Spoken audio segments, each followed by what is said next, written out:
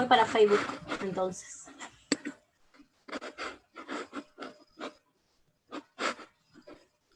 Hola a todos. La lista. Hola, buenas a todos. Hola. A todas, ¿cómo están? Hola, buenas noches. Buenas tardes. Buenas tardes. Buenas tardes.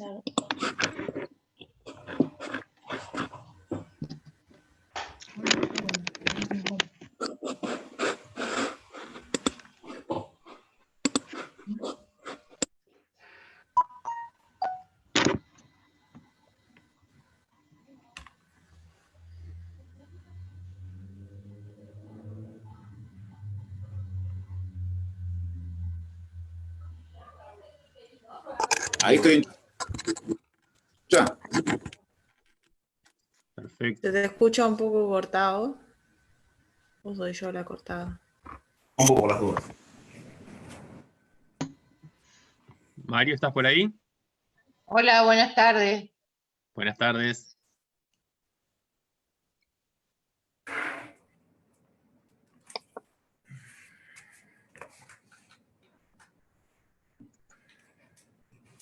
Hola.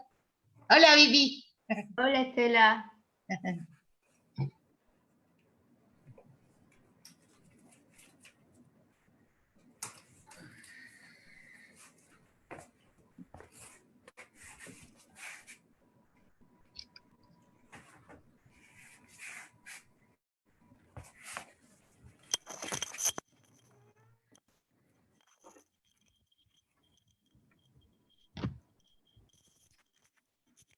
Ahí se ve.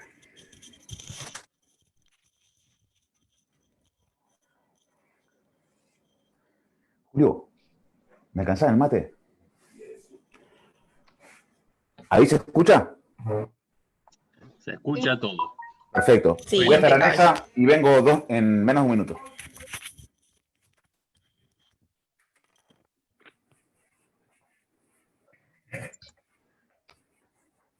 Bueno, en un minuto estamos empezando entonces con el taller de hoy, ¿eh? Bien. Buenas tardes. Buenas tardes.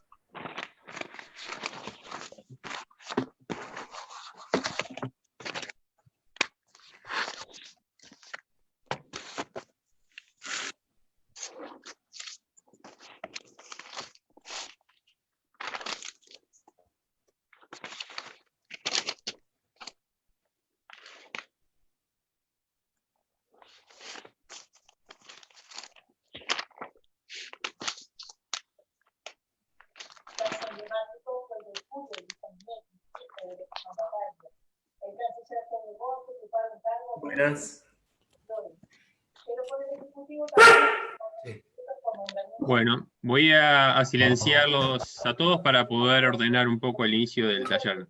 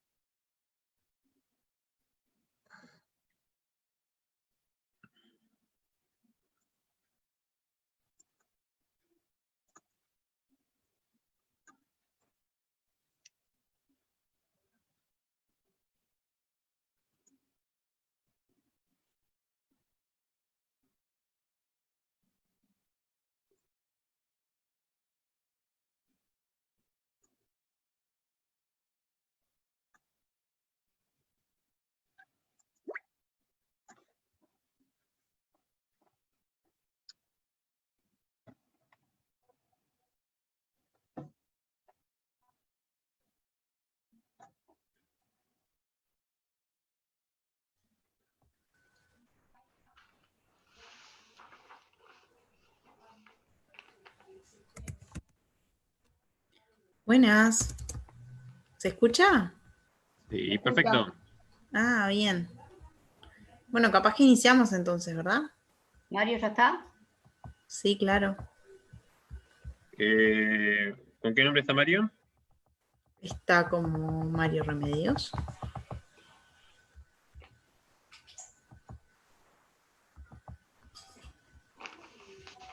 ¿Te puedes dar el micrófono? Cuando lo encuentre.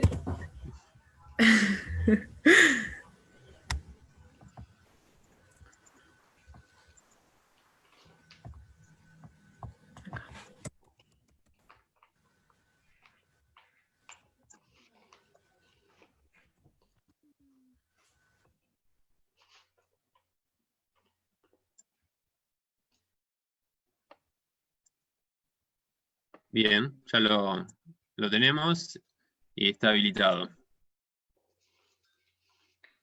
Ya voy. Ahora se escucha. Ahí está. De más. Apareció. No sabía cómo hacer la seña y aparte de uso el apellido uso el apellido materno porque la entrada es por el Facebook, entonces está el apellido materno. No está por Remedio. ¿Ahí se escucha? Bien, perfecto. Sí, por eso no te encontrábamos. Bien de bien, bien de bien.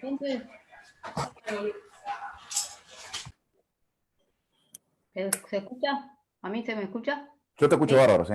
Sí. Bien. Bueno, entonces, nuevamente, le damos la bienvenida a Mario Remedios, la red de huertas comunitarias del Uruguay. Le da la bienvenida a Mario de vuelta, tan amablemente que nos va a brindar hoy un taller de apio y perejil. Le contamos para los que no estuvieron en el taller anterior que Mario es ingeniero agrónomo, es oriundo de Paysandú, es nieto de agricultores y trabaja actualmente en el IPRU, acompañando la huerta del barrio Maracaná, y bueno, y también dando talleres y brindando acompañamiento técnico. Entonces, bueno, nuevamente Mario, bienvenido y el taller es tuyo. Bueno, muchas gracias. Vamos a hablar hoy entonces lo que habíamos acordado con las compañeras y los compañeros de la red sobre apio y perejil. Por ahí algunas veces parecen cultivos muy sencillos, el apio perejil. El perejil antes, cuando se hacían compras generosas en la feria, se regalaba. Pero lo cierto es que el perejil se cultiva en hectáreas, se cultiva en una gran cantidad, porque si no, no se podría ofrecer o en aquellos momentos regalarse en la inmensa cantidad de ferias que existen en el Uruguay. Eso por un lado. Pero por otro lado, acá voy a compartir la pantalla ya. A ver si carga. Ahí cargó. Ahí. Pero por otro lado, el otro día cuando estábamos No se escucha. en la huerta conversando,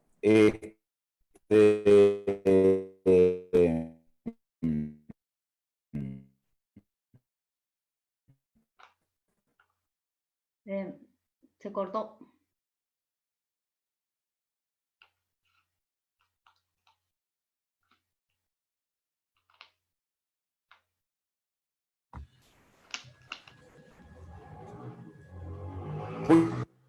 No se está escuchando, Mario.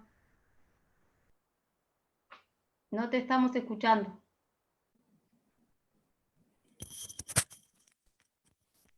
¿ahí? Hola. Ahora sí, ahora sí. Ahí se te Perfecto. escucha impecable. Algo toqué que hice mal. Entonces, para que tengo que encontrar cómo compartir la pantalla porque salí de la... Tengo que entrar en la... Te sigue compartiendo lo que tenés que empezar la presentación. ¿Está compartida? Sí, ¿Ahí empezó la presentación? ahí. Perfecto. Bueno, hablamos entonces que vamos a hablar de apio y perejil, pero antes nos vamos a... Surgían el otro día unas consultas y unas dudas conversando sobre los cultivos de invierno, porque también alguna compañera de la huerta decía, bueno, los cultivos de invierno, pero no se plantan en invierno, porque la selga, bueno, en este caso también el apio y perejil, no lo sembramos en invierno, porque veíamos también el efecto del frío sobre la vernalización, sobre la planta para florecerse, ¿no? Entonces, bueno, ¿cómo es el asunto? Bueno, el asunto que le llamamos cultivos de invierno a los cultivos que se desarrollan durante el invierno. Nosotros ahora debemos estar pensando en los cultivos de primavera, o sea, en las siembras de primavera, que van a ser los cultivos de verano. O sea, los cultivos de invierno no necesariamente significa de que vayamos a colocar la semilla en contacto con la tierra en el invierno, sino que se desarrollan y durante el invierno, o al finalizar el invierno, o comenzando la primavera, terminan su ciclo, floreciendo, o se dan las cosechas. En el caso de la cebolla o el ajo es porque su gran desarrollo abarca toda la estación del invierno y bueno, también de la primavera, el desarrollo del cultivo, pero por rapidez, me imagino, se le dice cultivo de invierno. Vamos a concentrarnos un poco acá. Y lo otro que quería comentarles, que lo habíamos hablado, no sé si se llega a ver bien en el mapa ahí, la ubicación de la huerta de Maracaná. Acá, ¿se ve la puntita del mouse? ¿Moviéndose? Sí, se ve. Perfecto. Bueno, esta es la ruta 1, Brigadier General Manuel Oribe. Y estos caminos civiles. Bien. Este es el barrio Maracaná. Acá está la calle Maracaná. Entonces, viniendo por acá, se llega por la calle Los Cedros. Está en reparación ahora, pero en breve se va a poder entrar. Y es por este caminito de acá que se llega al caserón, a la casa Re Grande, que es donde funciona el Club de Niños y donde está la huerta. Bien. Es calle de Los Cedros y calle 3. De ahí por el caminito que está paralelo. Es fácil de llegar, si no después, en todo caso, en la red está el número nuestro y nos podemos comunicar. Eso porque había quedado en el tintero del taller pasado. Vamos a concentrarnos entonces en el apio y perejil. Bien.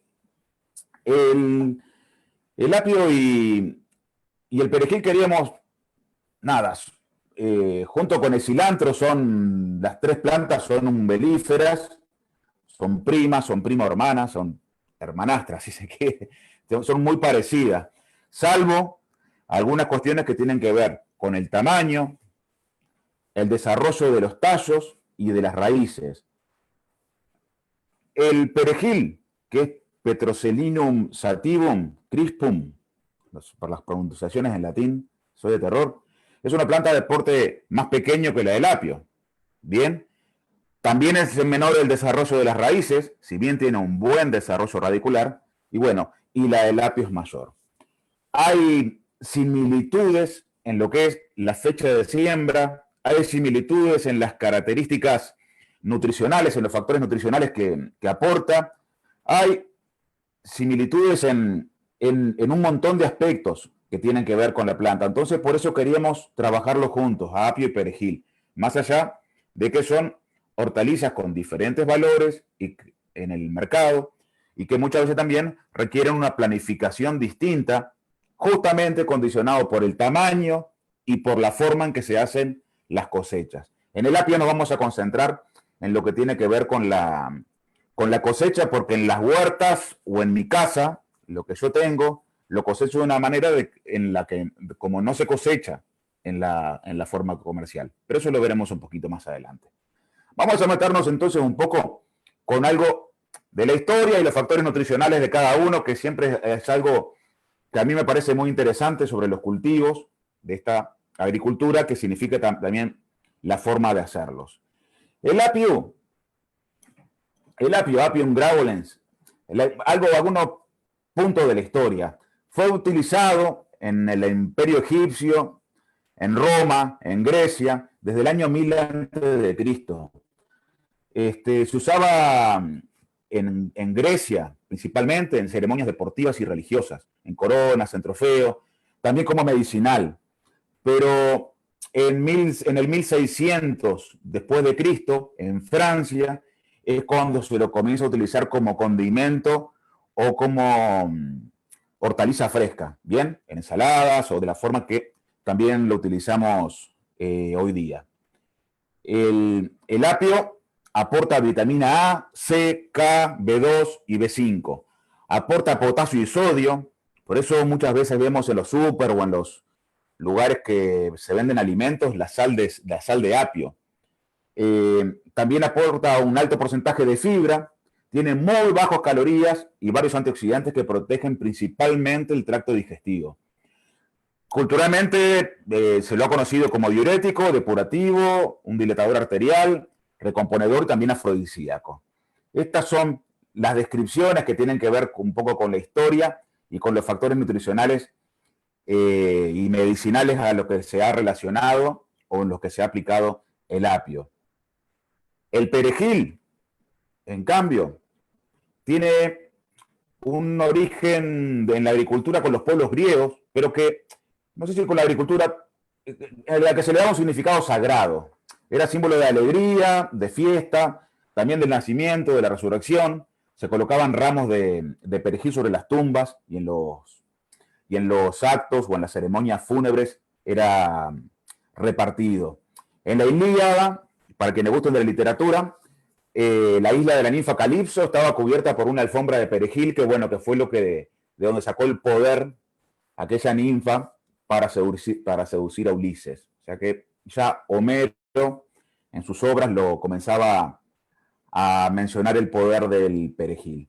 En Roma los guerreros empleaban el perejil como fuente de fortaleza y astucia antes de los combates, y todas las salsas ya a nivel de alimentación contenían perejil.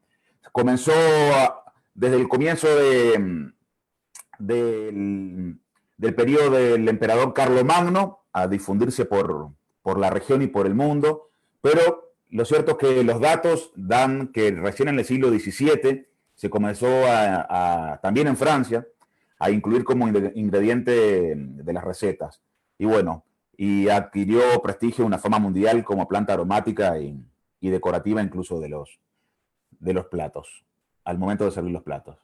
En España, por ejemplo, el perejil desplaza de forma muy significativa el cilantro. Y bueno, es uno de los condimentos más divulgados, más difundidos en la Europa de esa época. En cuanto al cultivo, vamos a ver algunas cuestiones que son más o menos comunes a ellas, al apio y al perejil. Por ejemplo, crecen con temperatura fresca, entre 15 y 21 grados Celsius. Cuando el tiempo se va un poco de esos márgenes, es cuando tenemos que empezar a poner atención, porque el cultivo está más incómodo y comienza a estar débil, más susceptible para el ataque de plagas, de enfermedades.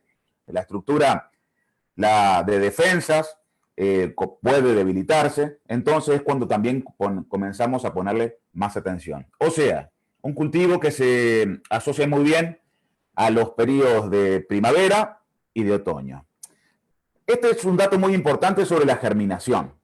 La germinación se debe dar entre 21 y 24 grados Celsius, entre 20 y 24 grados Celsius. Por encima de 28 grados Celsius se bloquea y no germina. Y a su vez, el cultivo de apio, como el de perejil, al igual que de la cebolla, lo que tenemos como semilla es un fruto. Entonces, tiene que ver con la descomposición de ese fruto, que llegue la temperatura y la humedad adecuada para que puedan germinar las semillas. Bien, es un cultivo que resiste muy bien el verano, y bueno, y el efecto del frío sobre la floración, la vernalización, se da entre 7 y 10 grados por 14, 28 días. La literatura maneja diferentes rangos de días, no tanto la humedad, se maneja entre 27 y 10 grados Celsius, que se corresponde según el tipo de apio o de perejil que sea. Bien, pero bueno, sabemos que con temperaturas por debajo de 10 grados Celsius o de 7, recuerden que la selga era 2 y 4, bien, se necesitaba más frío para florecerla. En el caso del apio o del perejil se va a florecer más rápido que ellas y en un periodo quizás de entre 14 y 28 días. El suelo que es necesario para cualquiera de los dos cultivos tiene que ser un suelo suelto, con buena materia orgánica, y bueno, y lo de la profundidad, en el caso del apio es más exigente que en el caso del perejil, prestándose el perejil para cultivarlo en en pequeños espacios, ¿bien? O en cajones o en macetas. Yo, de los recuerdos que tengo más viejos de mi infancia, era que el perejil se cultivaba bien cercano a la casa, en la casa de mis abuelos, al lado del galpón, donde habían también algunos durazneros y una higuera, donde en espacio pequeño, y bueno, de ahí sacábamos para toda la familia para comer, en un pedazo de 2 metros por 1,5, 2 metros cuadrados, estaba así el perejil para comer toda la familia. Recordemos entonces, en el perejil la profundidad del suelo es menor y en el apio es mayor. Bueno, eso obedece al tamaño y al desarrollo de las raíces, que en el caso del apio es una raíz que es bastante profunda. Y en cuanto a los requerimientos hídricos, son plantas que si bien se pueden cultivar en verano, es exigente en riego en verano. Es una planta muy productiva, cualquiera de las dos, apio o perejil, pero que hay que vigilar el riego durante el verano. Bien, ahora vamos a ver algunas cuestiones que tienen que ver con la siembra y el manejo de la semilla. Sigamos con el cultivo. En el caso del perejil, el marco de plantación que vamos a manejar es más o menos de 20 centímetros por 30 centímetros. El marco, bien, la distancia entre plantas, 20 centímetros entre plantas y puede ser 30 centímetros entre filas en este caso. O el cuadrante que tiene que quedar de distancias entre ellas. Más o menos para cultivar 10 metros cuadrados se van a utilizar 2 gramos de semilla y la siembra se puede hacer al voleo, al igual que la selga, sacando después las plantas que quedan por dentro de ese marco de 20 por 30. Nos fijamos un marco de 20 por 30 y dentro de él no tiene que quedar nada y sí en las esquinas. Bien, esa es la idea que manejamos al momento de plantar. Y en el caso de hacer la siembra directa, digo, de plantarlo al voleo, sea sobre surcos o sobre líneas, se debe hacer a golpes. Esto significa meter en la mano una serie de semillas y hacer como golpes en el que se liberan 2, 3, 4 semillas de perejil y ahí van a nacer ellas y se va a formar una matita de algunas plantas. Bien, cada 20 centímetros otro golpe, cada 20 centímetros otro golpe y así hasta terminar el cantero o el espacio donde se vaya a plantar. La cosecha es cortando las hojas desarrolladas a medida que van creciendo. Bien, generalmente a los 40, 50 días, dependiendo si es en otoño, que los días son más fríos, y recordamos que también llega menor energía lumínica a esta región del continente. El crecimiento va a ser más lento para la cosecha, y en primavera, que tenemos más energía lumínica y más largos son los días, vamos a tener, se van haciendo más largos, los días, vamos a tener una cosecha más acelerada y la frecuencia de cosechas va a ser mayor que en la de otoño. Bien, la conservación cuando cortamos el perejil es tal cual como está en la feria, tiene que ser en agua y es por unos pocos días, 2, 3 días, no más, 4 días puede durar un manojo de perejil en un balde, en un tanque, en un tupper con agua. Acá le quería mostrar las épocas de siembra. Con S está la siembra y con C la cosecha. Tenemos cosechas a fin del verano, inicios del otoño, sugeridas, como hablábamos en la clase pasada. Esto es todo sugerido, todo puede cambiar, se puede manejar. En febrero y marzo viene el periodo del invierno, donde la planta se va a florecer y va a producir nuevas semillas. Se sigue haciendo la cosecha, bien.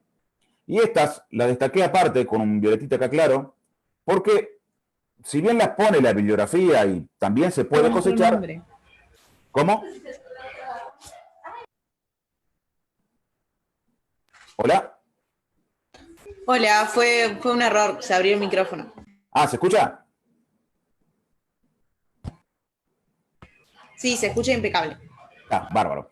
Acá también estas que están con un violeta suave, son cosechas que pueden ser relativas porque las plantas ya están quedando viejísimas, tanto en este caso, o florecidas, y eso va a dar una hoja de otra calidad, pero también se puede cosechar e incluirla en lo que se vaya a cocinar.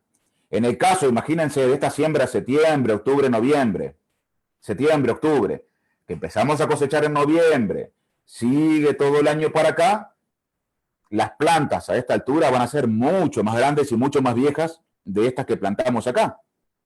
¿Se entiende? Entonces, también una planta en esta época, esas cosechas son relativas. En esta época de mayores fríos, también vale para la selga.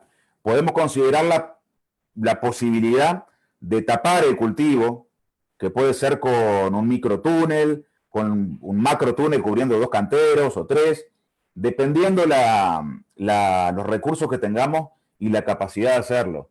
Pero es una buena estrategia para conservar el cultivo en esta época. También vale para la selga, que fue lo que hablamos la clase pasada. Entonces, luego tenemos las siembras de septiembre-octubre, que van a dar esta cosecha más larga en el tiempo, ¿bien? Lo que la hace florecer es el frío, y es lo que va a estar condicionando el fin del cultivo. En el caso del apio, el marco de plantación es mayor porque son plantas más grandes. Entonces, vamos a tratar de tener un marco de plantación que sea de 30 por 60 centímetros, 30 centímetros entre planta y 60 centímetros entre filas, para asegurar una buena ventilación de las plantas, evitar que sea más fácil también el acceso con la azada, en caso que queramos carpir con azada para desmalezar. En este caso, las siembras en almácigos, por lo que vamos a utilizar menos cantidad de semillas, 0,1 gramos de semilla para hacer las plantas suficientes para cultivar 10 metros cuadrados. Entonces, es una siembra que hace rendir mucho más la semilla y mucho más precisa, si se quiere, el momento de establecer el marco de plantación. Bien, en este caso no nos conviene hacerlo a golpes como en el perejil, porque cuando hacemos un golpe, soltamos 3-4 semillas que son las que van a nacer. En este caso, si hacemos un golpe, van a nacer 3-4 semillas, pero nosotros queremos una sola planta y en todo caso tendríamos que ralear, pero no es lo conveniente. Ambas siembras,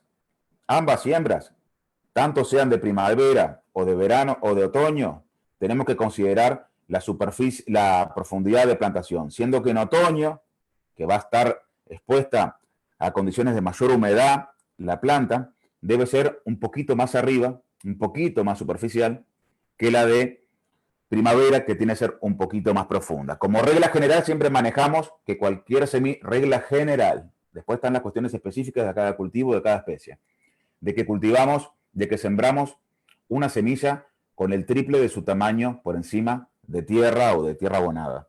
Bien, entonces bueno, esos son los recaudos que tenemos que tener al momento de la siembra del apio. La cosecha del apio son cuando... Acá le quería comentar una cosa. Yo el apio en Uruguay, perdón, a nivel comercial se planta y se cosecha la planta entera. Lo habrán visto en las ferias, que está la planta de apio sin las raíces, cortada a nivel de donde comienza el tallo. Y eso es lo que está a la venta. También se realiza un manejo, que es el blanqueado, que es cubrir los tallos de apio, bien, que pueden ser con diferentes materiales para que no le llegue la luz, no se estimule la fotosíntesis, entonces el tallo quede blanqueado. Son los tallos más ricos, más sabrosos. Los tallos verdes son un poquito más amargos. Pero, bueno, si lo cortamos de a hoja, como lo cosecho yo en casa, y cuando tenemos una hoja de 15 a 20 centímetros, la cortamos y la usamos. Pero, sin embargo, cuando queremos cortar la planta entera, ya sea para venderla o para regalarse a un amigo o una amiga que quiera llevarse la planta entera de apio, se corta cuando la planta tiene al menos 40 centímetros de alta. Bien, 40, 50 centímetros de alta. Esa es una altura buena que nos indica el momento de cosecha del apio. Bien, la conservación es manteniéndola húmeda y en heladera. También recordemos, al igual que la espinaca, que la selga, que la lechuga, estamos cortando la planta, no como un tomate que lo cortamos por un lugar donde la planta está preparada para que se corte. En este caso estamos haciendo una herida tremenda, entonces la conservación tiene que ser con frío y con humedad si pretendemos que sea por varios días. Y acá en este caso, fíjense que las siembras son similares a las del perejil y la diferencia es que cuando llegamos a la época de esta floración, que en el caso del apio sí, no se se termina el cultivo. Bien, entonces tenemos épocas de siembra, que son de febrero y marzo y de septiembre a octubre, de principio del otoño y de primavera. Las dos épocas de siembra también del apio. Vamos a comentar un poco las asociaciones con las que podemos asociar tanto el apio como el perejil. El perejil son parecidas, van a ver que son muy similares. En la asociación beneficiosa del perejil pueden haber más cultivos, pero en un raconto rápido que hicimos buscando, tenemos ajo, albahaca, apio, cebolla, col, espinaca, porotos, arveja, lechuga, maíz, puero, rabanito, zanahoria. También, ¿por qué tantas asociaciones? Es porque el cultivo bien manejado está presente todo el año en la huerta. Entonces, define mucho lo que podamos asociarle. La asociación perjudicial, hinojo, que es prima, papa, pepino, remolacha, y bueno, y algunas otras parientas de estas plantas. En el caso del apio, asociaciones beneficiosas, tenemos con acelga, berenjena, coles, espinaca, porotos, también arvejas, pepino, puerro, rabanito, pimiento, tomate, y asociaciones perjudiciales negativas también con papa y con zanahoria. Bien, ahí se cruzan algunas. Zanahoria es negativa para el apio y aparece citada en la bibliografía como positiva para el perejil. Bien, pero bueno, estas son sugerencias de las que hay que tener en cuenta y bueno, no son recetas para siempre, es cuestión también de probar y buscar otras fuentes bibliográficas que puedan tener otras sugerencias. Para meternos un poco en lo que son plagas y enfermedades, vamos a citar tres o cuatro. Comunes a las dos, a apio y a perejil. Viruela, que es Setoria apícola, no es la misma que la que vimos el otro día. Las manchas son parecidas, ¿no? Muy parecidas a la de la acelga. Y bueno, afecta a las hojas. Inicialmente aparecen puntos o manchas, que son cloróticas, que se desarrollan a tamaño de 1 a 6 milímetros, con márgenes bien definidos, se ven acá, de un marrón más oscuro, y color más claro, un marrón más claro en el centro. Bien, bueno, acá lo veíamos, oscuro en la periferia. Para tratarlas, bueno, limpiar las malezas, manejar la distancia de plantación, asegurar la ventilación, el drenaje para que no se acumule agua. Se puede utilizar oxicloruro de cobre, pero tenemos que tener en cuenta el tiempo de espera, que no lo dijimos con la acelga, pero es importante en todo esto cuando se trata de aplicar algo. ¿Cuánto tiempo debemos esperar para consumirlo o para cosecharlo luego de una aplicación? Más en este caso, que vamos a aplicarle cobre o silicio como el extracto de cola de caballo, que se lo aplicamos y luego nosotros consumimos la hoja. Se lo aplicamos sobre la hoja y consumimos la hoja. Entonces hay que tener muy en cuenta lo que son los tiempos de espera, que están todos en internet o si no en la misma etiqueta del producto que se consigue, lo tiene que indicar. Esclerotiniosis. Bien, hoy lo estábamos viendo en la huerta, lo estamos teniendo bastante presente en lechuga. Bien, sobre este hongo hay muchísima información, fotos en internet para ver, para considerar, para saber y para aprender a identificarlo. Lo cierto es que cuando aparece debemos mentalizarnos de que con suerte vamos a aprovechar algo de la planta. Prácticamente no se aprovecha nada de la planta.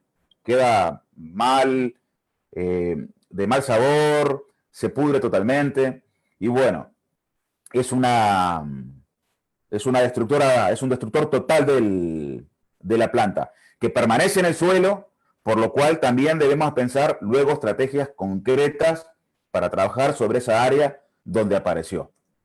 Las plantas se marchitan desde las bases del tallo, esta es una planta de apio con la, digamos, con la base del tallo al revés, ¿no? Las hojas están hacia abajo. Bueno, tiene una podredumbre acuosa y es castaño clara la podredumbre. Al poco tiempo, y especialmente bajo condiciones de elevada humedad, aparece un moho blanco que se transforma en cuerpos negros, que son los esclerosios, que no sé si llegan a verlos acá. Ahí. Son re duros, muy, muy duros, y pueden sobrevivir en el suelo durante mucho tiempo. Bien, es una parte muy complicada de esta enfermedad. La podredumbre produce hacia las raíces y las plantas mueren. La forma para combatir la esclerotiniesis es hay que rotar los cultivos, sí o sí, controlar el nivel de humedad, el drenaje de los canteros. En lo personal yo utilizo trichoderma para tratar las esclerotiniesis y una vez que aparecen las aplico, arranco la planta y aplico el hongo, la tricoderma, en el área donde está afectada esa planta. Yo vengo con buen resultado con ese mecanismo.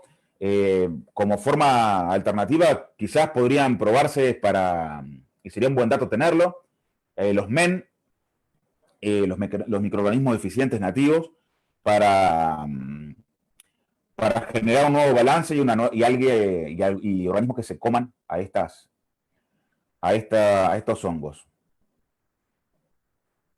Vimos viruela y esclerotiniesis que son causadas por hongos, enfermedades. Vamos a ver una plaga que es el minador de la hoja, Leiomyza trifoli, que en el caso de la selga también vimos minador de la hoja. En este caso la descripción es parecida, ¿no?, a lo que vimos de la selga. Se trata de una pequeña mosca que pone sus huevos encima de las hojas más tiernas y al pasar el estado larvario se convierte en unos pequeños gusanos que luego son los que cavan las galerías y afectan la hoja, que es en este caso donde la comemos, pero también donde se produce la fotosíntesis. Al igual que decíamos la vez pasada, que las larvas se encuentran en el interior de las hojas, el gusano, ¿no? Entonces los insecticidas que podamos hacer caseros, nosotros le decimos insecticidas, no van a resultar eficaces, no van a meterse para dentro de la hoja. Por lo que hay que tomar las medidas para evitar de que llegue. Algunas medidas que no las nombrábamos tanto el otro día son estas. No abandonar los cultivos al final del ciclo. O sea, ¿se acuerdan que mirábamos el calendario de siembra? Plantamos, cuando viene el invierno se nos florecen. Dejamos esas plantas ahí, están florecidas, como mucho van a dar semilla. Y las descuidamos. No monitoreamos y sigue siendo un cultivo que su producto va a ser semilla, no hojas para comer. Y hay que seguir monitoreándolo, porque muchas veces esos restos de cultivo son los que permiten hacer otros ciclos a la mosca del minador de la hoja que garantizan la permanencia de este insecto en nuestro agroecosistema, en nuestra huerta. Entonces, el monitorear el cultivo durante todo su ciclo, si es que vamos a sacar semillas, es fundamental, es importantísimo. Otro es distanciar el tiempo de la realización de la nueva plantación. O sea, si hacemos comenzamos plantando en el otoño, lo desarrollamos, se nos termina el cultivo, estuvo atacado por el minador de la hoja en agosto, en julio, cuando se floreció. Bueno, dejemos un mes y medio de latencia, de espera, hasta el momento de realizar el cultivo siguiente. Bien, si se nos terminó el cultivo en julio, no lo plantemos ahí a fin de agosto, no, esperemos a hacerlo a mitad de septiembre. Que la mosca se quede sin lugar donde colocar los huevitos para que se desarrollen luego los gusanos. Bien, o que los gusanos desarrollen adultos que se tengan que ir porque no tengan lugar donde ponerlos y alimentarse luego. Lo otro es abonar de forma equilibrada para evitar el exceso de vigor, evitar el exceso de abono nitrogenado. Eso, en general, las plantas que están pasadas de abonado, de fertilización, son más atractivas para los insectos. Y bueno, en este caso, cuando vemos este tipo de problemas, lo tenemos del año anterior, tenemos que monitorear y controlar de no pasarnos con el abono nitrogenado, que como decíamos la vez pasada, es una de nuestras fuentes principales son los estiércoles. Y fundamental realizar rotaciones de cultivos. Esto vale también para la selga. Cualquiera de estos 4 puntos que le decimos manejo cultural son de lo que sirven para la selga. Pero les quería mostrar, para terminar, sobre el minador, algunas de las fotos porque habíamos dicho la vez pasada de que, bueno, ver el bichito cuando esté volando, si pone el huevo, si vemos el huevo con detenimiento, mirando y no mostramos nada de eso. Así que, bueno, este es la lidiomisa, que está, en ese caso, lista para poner. Es una mosca. Este es el huevito que pone, bien, y ahí se ve todo labrado, el caminito, y minado. Esas son las formas para poder identificarlo, saber cuándo estamos. Cuando vemos volar esto, es porque va a colocar esto. Y cuando vemos esto, es porque luego va a pasar esto. Así que identificar en el momento preciso también nos define la herramienta que tengamos para aplicar, para controlarla, que significa matarla, o manejarla, que lo que significa es buscar que el daño que pueda hacer esta mosca sea de poca importancia económica o productiva para nuestras huertas. Yo me quedaría por ahí para no pasarme del tiempo y bueno, y capaz que para conversar algo que se les ocurra para este momento. Bien, buenísimo. ¿Se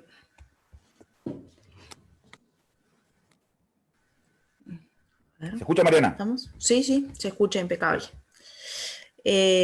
Mira, tenemos una preguntita que arranca con el tema de las asociaciones beneficiosas.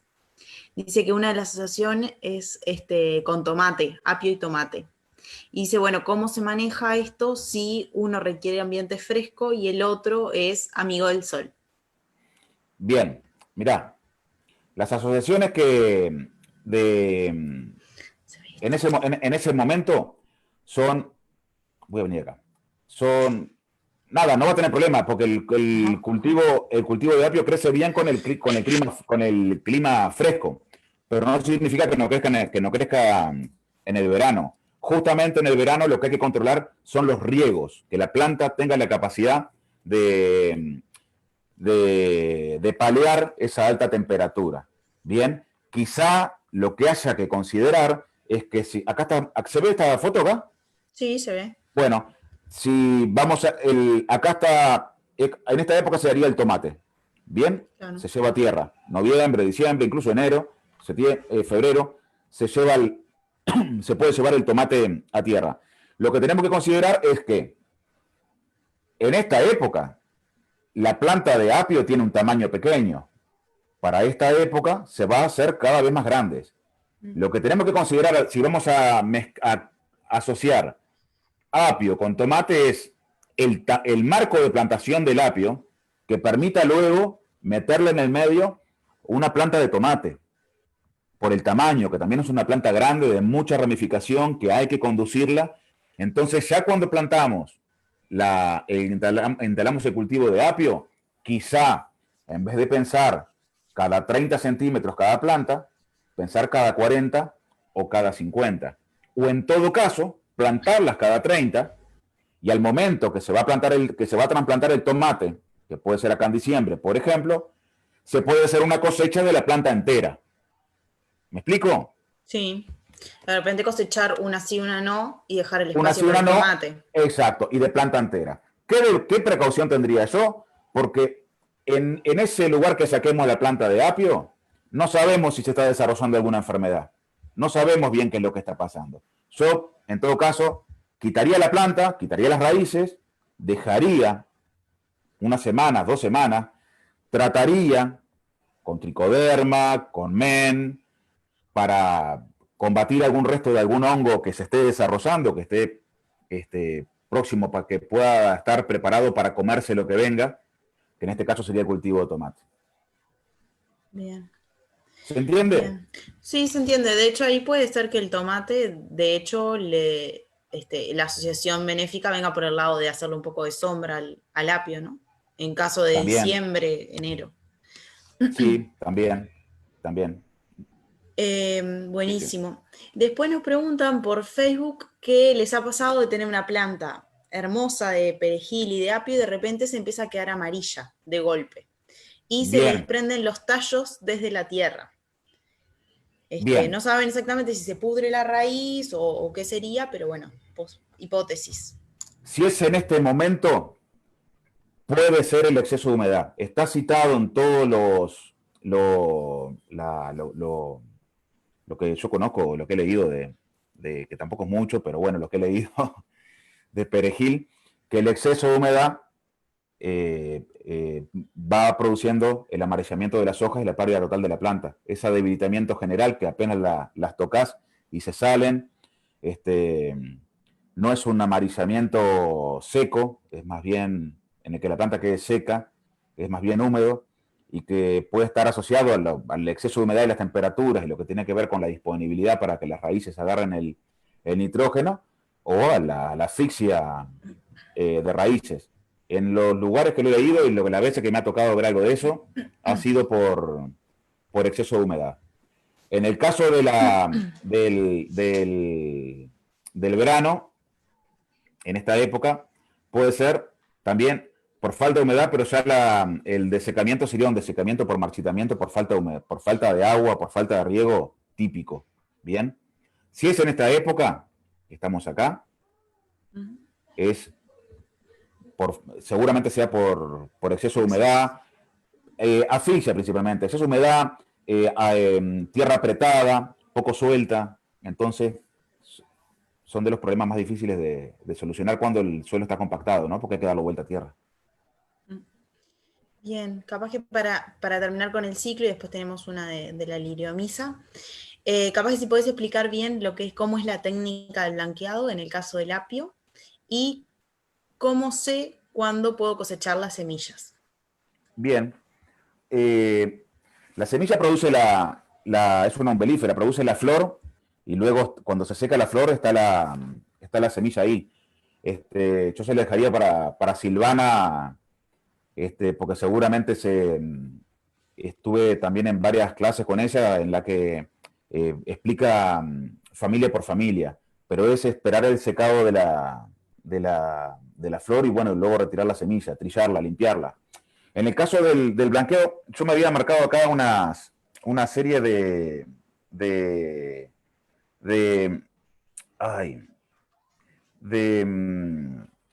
estrategias, pero la idea es tapar esos tallos largos, que por acá hay una foto, ya la pongo, cubrirlos para que queden más claros. ¿Bien? ¿Ahí se ve? Sí, se ve. Acá, para que queden más claros. Estos están claros solamente acá abajo, ¿no? La idea es, en esta parte, cubrirlo. Puede ser con algún material vegetal o puede ser con alguna bolsa. También una bolsa arpillera, para generar este blanqueado. Tengo entendido que también se puede aporcar esta parte, ¿bien? La idea es que no le llegue la luz. Que no le llegue la luz, entonces que esta parte no haga fotosíntesis y que quede blanca. Bien. ¿Me También explico? en ese caso, sí. Que de hacerlo se me hace más difícil. Debemos tratar de eso cubrirlo y que lo posible ventile para que no pudra. Si se aporca, hay que tener cuidado de que justamente que no se esté aporcando con una cuestión más, echándole tierra con un material arcilloso, porque eso se va a apretar o va a generar alguna pudrición. Si fuera con una arpillera o con algún material vegetal, nos vamos a asegurar que ventile bien. No podemos hacerlo si tenemos un suelo compactado, con alta humedad, canteros bajos y mal drenaje, donde se encharque agua. No, ahí no se puede hacer. Hay que hacerlo cuando venimos haciendo lo otro. El cantero alto, con buen drenaje, con buena materia orgánica. O sea que, digamos, viene a ser como el cultivo custom. Claro, eso ya sería, o sea, lo podemos perfectamente comer en verde, quitar toda la planta y comerla en verde. Yo lo como en verde porque taparlo me aburre. Me parece aburrido. Además, Pero, no sé si son dos variedades o dos especies distintas, pero hay como uno que se come toda la planta y uno que se come las hojas. hay uno rallado y uno liso, ¿no? Bueno, Sí. son un poco distintos. La última pregunta es para controlar la liriomisa. ¿Cómo hacemos si la detectamos a tiempo? O sea, si vemos la mosca o si vemos los huevos. Bien, la otra vez comentábamos en la de acelga algunos mecanismos. Son los mismos. En este caso, aceite de neem, se puede mezclar, alternarlo con jabón potásico, o yo utilizo para este tipo de insectos Bacillus thuringiensis, que recuerdo, lo compro en alguna agropecuaria o en algún algún local de cultivos especializados, y es lo que aplico para controlar la mosca. También la biodiversidad es fundamental. Digo esto en un esquema más general, ¿no? Cuando uno diseña la huerta. Ver cuáles son los lugares que dejamos como nichos para enemigos naturales, nichos para hábitats, para enemigos naturales, y también la flora que manejamos, que recordemos que las avispitas y las abejas prefieren las flores que son de la gama de la amarilla y de la violeta, y bueno, y son las que más la van a traer y van a estar aportando al control de esto. Entonces, manejar plantas como caléndula, romero, lavanda, son fundamentales para generar cierta biodiversidad que no va a eliminar esta planta, pero puede generar condiciones para atenuarla, que eso es lo que queremos. No queremos las soluciones mágicas. Y queremos que, en el caso mío, a mí, si tengo una planta de apio, que la tengo con 4 o 5 hojas afectada por este bichito, ¿qué problema voy a tener? Ninguno. Tengo otro problema más importante que un bichito de esto. Entonces, nada, si el problema es grave, si hay, como lo comentábamos la vez pasada con el bicho moro, todas las plantas llenas de bicho mora, todas las plantas de acelga, los tomates, morrón, lo que se te ocurría, estaba todo lleno de bicho moro. Bueno, es un problema importante, porque teníamos muy afectada la cosecha. Esos son los umbrales que nos enseñan en la facultad para ir viendo, considerando cuándo es necesario implementar un mecanismo de control. Bien, impecable. Bueno, creo que por ahí quedamos. Muchas gracias, Bueno, Mario. Terminás con gracias Vivi de repente y te... Chao. Bueno, muchas gracias, muy clarito como siempre, Mario, súper agradecido. Gracias. Y bueno, entonces nos quedan todavía algunas charlas más, algunos talleres más para la semana que viene. Los invitamos para el martes que viene, 19 horas, con el taller de frutilla. Y después vamos a tener otro de esa misma semana de leguminosas. Después vamos a tener otro de lechuga y vamos a terminar con la producción de semillas. Así que nada, un abrazo grande a todos. Muchas gracias de vuelta por estar acá. Bueno, hasta luego. Gracias por invitarme. Gracias. Chao, chao.